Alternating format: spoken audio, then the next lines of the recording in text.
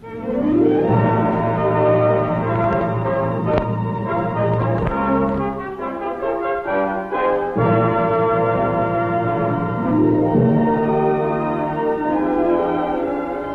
Mountain Dam. It's in Virginia, in the middle of a triangle formed by the cities of Danville, Lynchburg, and Roanoke. Wedged firmly into the flanks of the ridge for which it is named, Smith Mountain Dam towers 227 feet above the bed of the Roanoke River, which makes it the tallest arch dam in the United States east of the Mississippi. But its height is not its most significant feature. Smith Mountain is a most unconventional dam, part of a project which includes two dams, the second at Leesville, 17 miles downstream. Together, they make the Roanoke River run uphill.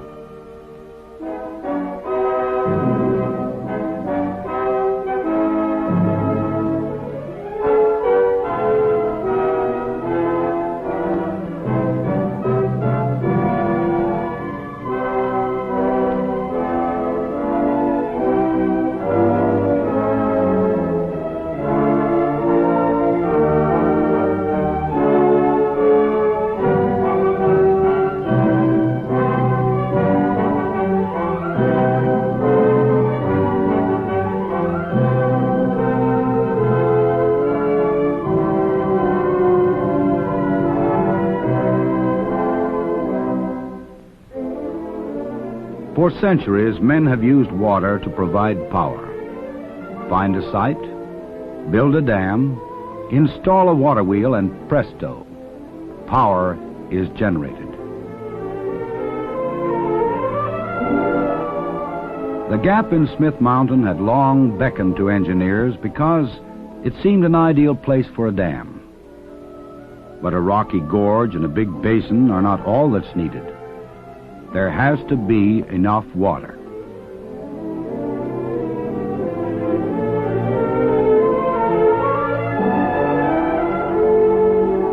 A conventional hydroelectric structure in the gap might have generated 60,000 kilowatts, a mere trickle in terms of today's need for electric power.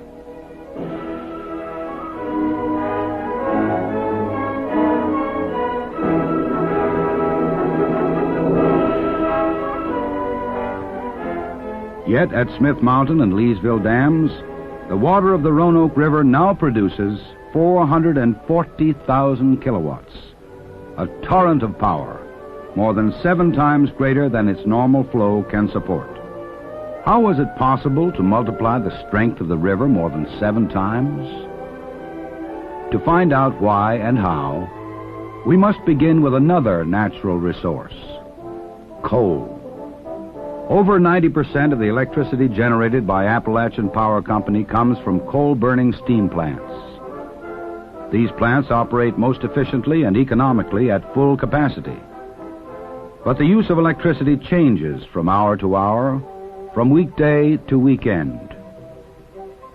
During a working day, with people using armies of electrical and electronic servants in their homes, offices, and plants, there is a great demand for power. At night, though, and on weekends and holidays, they don't need as much. You might think that the power company could simply turn off some of its generators. That's not practical. Steam generators must continue to operate, but at reduced rates of production. This, however, reduces their efficiency. In other words, it's not economical. This problem has plagued power companies for a long time. They needed some way to keep their generators operating at maximum efficiency and a method to save their reserve power until needed, a sort of giant storage battery. The idea of storage batteries is not new, but one big enough to help a power company? Well, there was a way, but it would require a bold approach. Bold approaches are not unusual for the progressive companies of the American electric power system. They were among the first to use helicopters for construction of transmission lines. They pioneered the first 345,000-volt transmission lines. And more recently, lines with a capacity of 765,000 volts. Their willingness to explore new ideas helped them design and build coal-burning steam generators judged the most efficient in the world. It was logical then for Appalachian to take the bold approach to the problem of keeping generators spinning efficiently. It led to the construction of Smith Mountain and Leesville dams, which make the Roanoke River run uphill.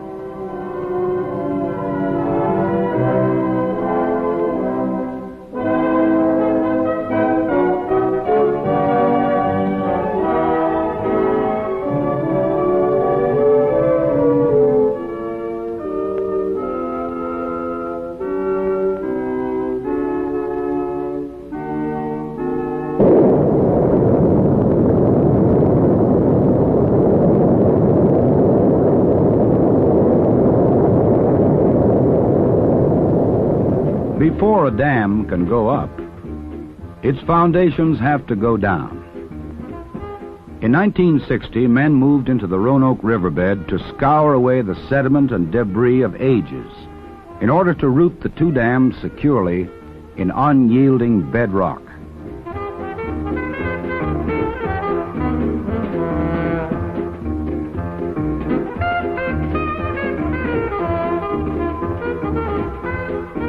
High above the excavations at Smith Mountain, a 1,500-foot cableway was strung across the gap. By means of an ingenious moving anchor, the cableway could pivot to reach any point of construction.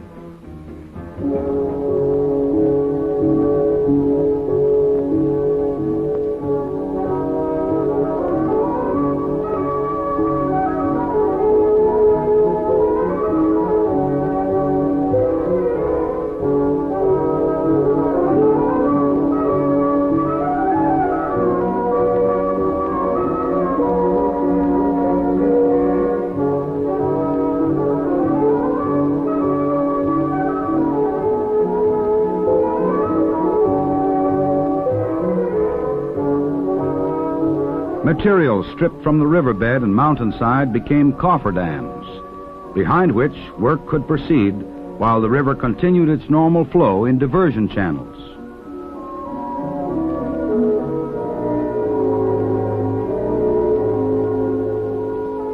Enormous volumes of concrete went into the dams.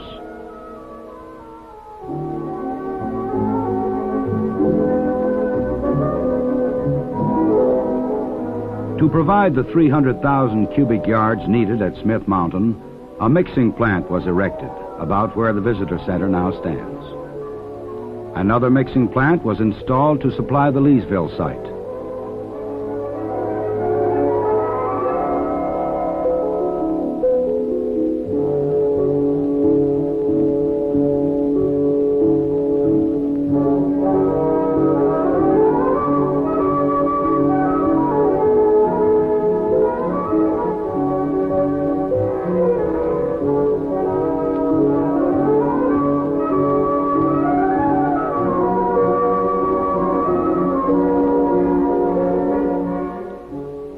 Dams are made of concrete and steel.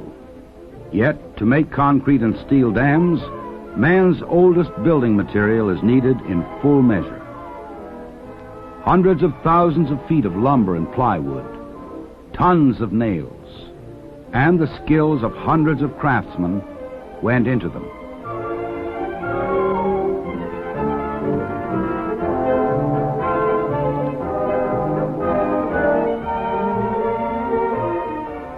Huge draft tubes to spew torrents of water from turbines to river became, so to speak, the basement level of a powerhouse. Around it, buttressed firmly into bedrock, blocks of concrete pushed into the gap. From what to an untrained eye might have seemed hopeless confusion, the shape of a dam began slowly to emerge, a graceful, immensely strong horizontal arch. A few miles downstream, the other dam was taking shape too. Employing a different principle of construction, Leesville's form was squat and sturdy. Not as spectacular as Smith Mountain, perhaps, but small only in comparison to it. For Leesville was a major construction job in its own right. What's more, it would have a vital part to play in the functioning of the project.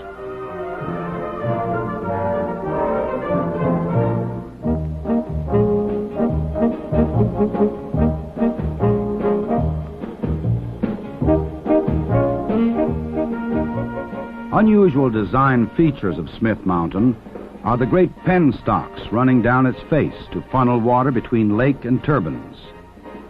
Their installation made for what may have been one of the biggest plumbing jobs of all time.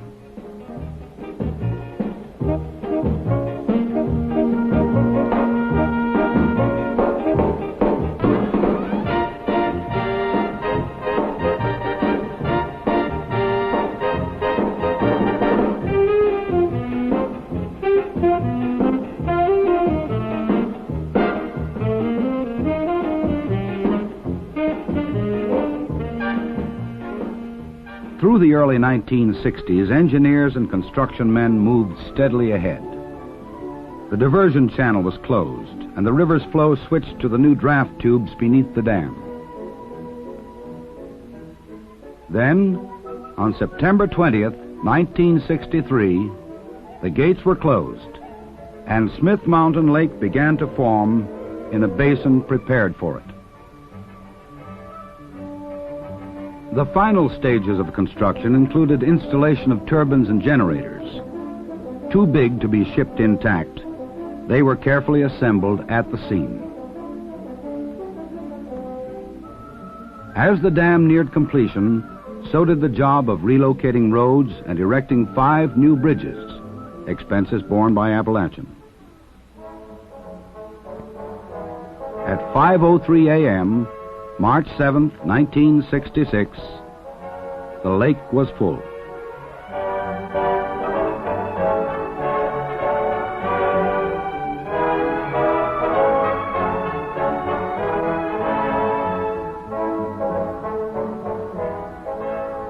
Construction at Smith Mountain continued into 1967, when finishing touches were completed, including a visitor's information center.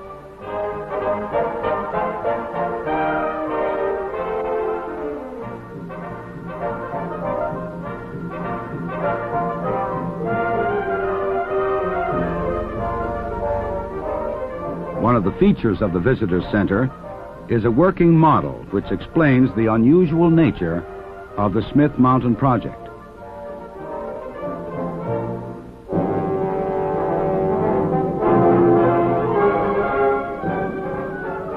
During a working day, the hydroelectric generators at Smith Mountain and at Leesville are put to work.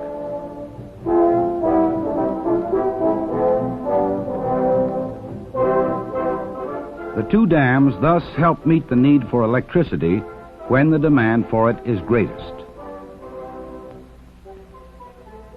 Most of the water released from Smith Mountain Lake is caught behind Leesville Dam, whose lake laps at the base of the bigger dam.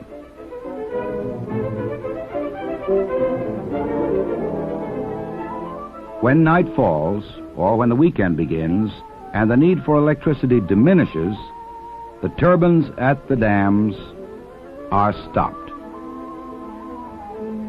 Then, when generators at steam plants have reserve capacity, the unique feature of Smith Mountain goes to work. It's called pumped storage. The reserve power is channeled to the dam to operate 2 of the turbines in reverse. They become gigantic pumps, each moving water from Leesville Lake back into Smith Mountain Lake at the rate of 4,000 cubic feet a second. In other words, they make the Roanoke River run uphill. Having an outlet for their reserve capacity permits steam electric generators to operate with higher efficiency. And their energy, transformed into water power, is available when needed. Thus, Smith Mountain Lake serves as an enormous storage battery for the energy from coal-burning steam plants. Like all the other power-producing units in Appalachian system, Smith Mountain is watched and governed by men and instruments in a special control room at company headquarters in Roanoke. It has its place, as does Leesville, on the hydroelectric panel. Operating hydroelectric generators remotely is just one feature of the central control room. Aided by a highly sophisticated communications network, a few men exercise fingertip control over everything from individual generators in far-flung steam plants to complex substation switches. Vital to their work is a computer center in Ohio, which keeps close surveillance over power needs in each of the 6 member companies of the American Electric Power System and feeds information to the controllers, which helps maintain peak efficiency. The ability to pool their resources for a computer center or for engineering and research is one of the great strengths of the investor-owned utilities in the AEP system, a network which serves 5.5 million people from Lake Michigan to North Carolina. The Smith Mountain Project offers more than electric power. It has created a water playground of more than 23,000 acres with 600 miles of shoreline. Appalachian has provided picnic areas at both dams, as well as the information center at Smith Mountain.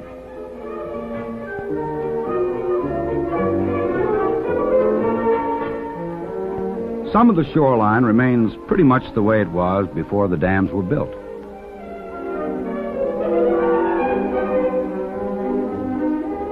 But as someone once said, people are like ducks. They flock to water. They seek out corners where the fish are biting.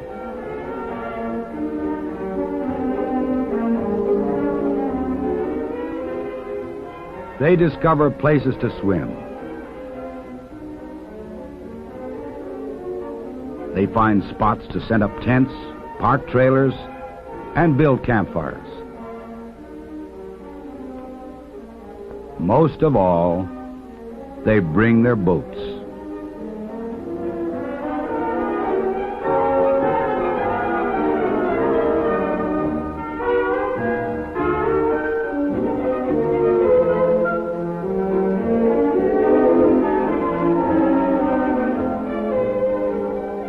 There are some days, of course, when they have to whistle for wind. But there are the other days, too.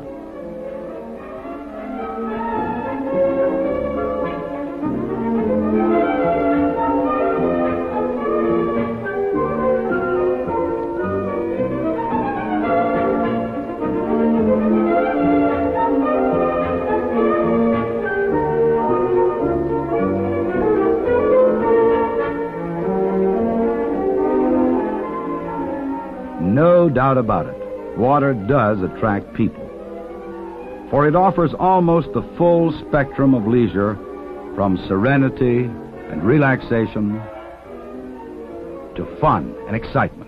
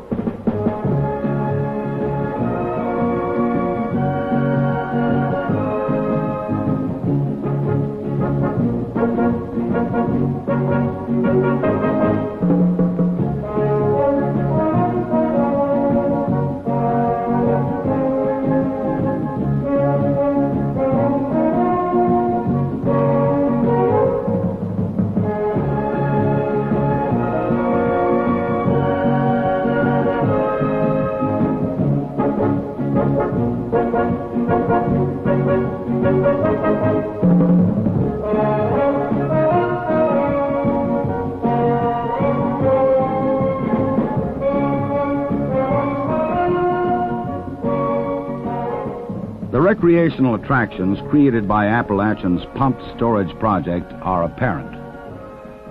But other benefits were built into the concrete of Smith Mountain and Leesville dams.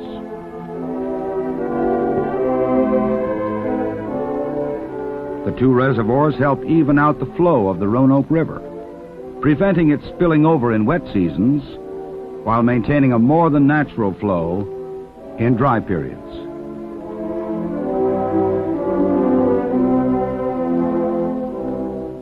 Then, too, they brought an influx of new business and increase in construction activity as people built lakeside homes. Thus, the four counties which share the watersheds are profiting from higher tax revenues.